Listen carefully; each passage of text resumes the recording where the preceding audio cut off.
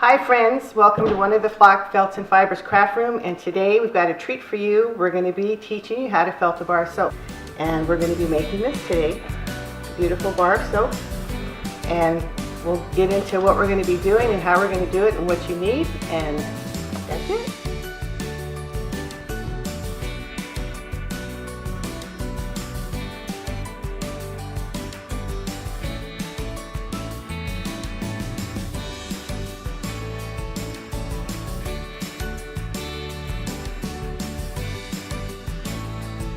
Okay, what we're going to need today to make this beautiful bar of soap, you're going to need, of course, a bar of soap. You're going to need a stocking, and just cut it off and make sure the foot's there. And you're going to need wool roving, and it has to be sheep's wool in order to work. And that's what we're going to need, so let's get started. Okay, the first thing you need to do is from your roving palette, you're going to pull just little pieces. You're going to kind of fluff them out.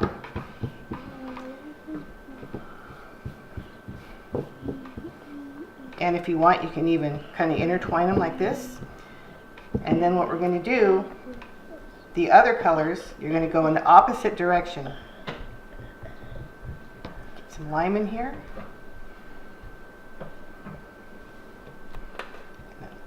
A little more lime.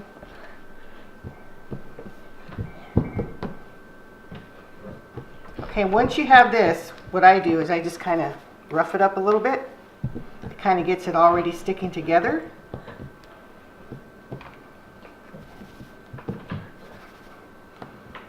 And then you're ready to wrap it around your bar of soap.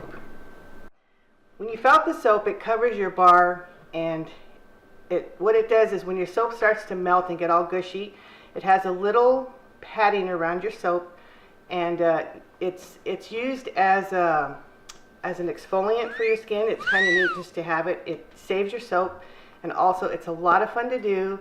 They make great gifts, and like I said, even one of your kids can do it. It's a fun project for your kids, maybe this summer.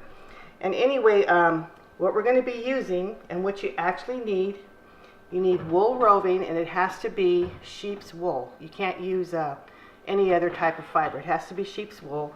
And the reason for that is because their fibers interlock, and as you agitate it, they get tighter and tighter, and they shrink more.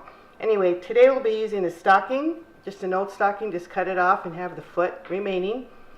We're going to be using our roving, and we'll be using a bar of soap.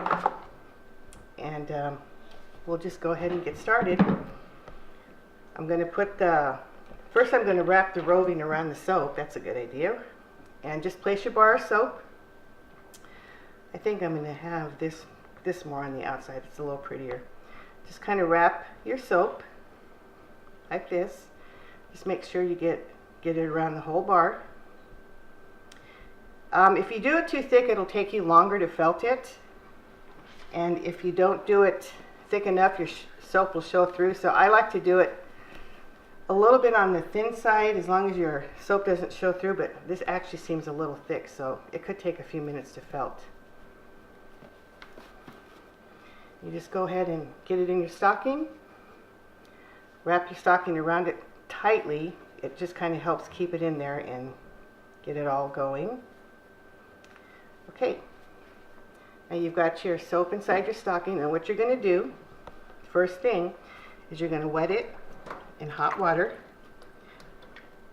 Pretty warm water. I mean, you know, you want to be able to put your hands in it, but just get it soaked all the way through. And what you're going to do is start felting. It's just like you're washing your hands. You start working it up, agitating it around like this.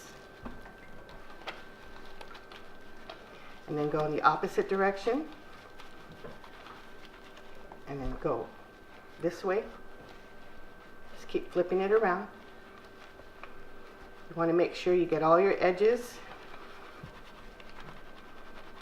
Some people use felting boards, like those bamboo felting boards.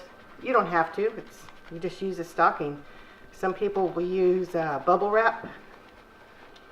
But this is just probably the easiest way and quickest way to do it. Okay, so we've been agitating the soap for probably about 3 to 4 minutes, and I'm going to go ahead and check it and see how it's coming along here. It should probably be good. See how it looks.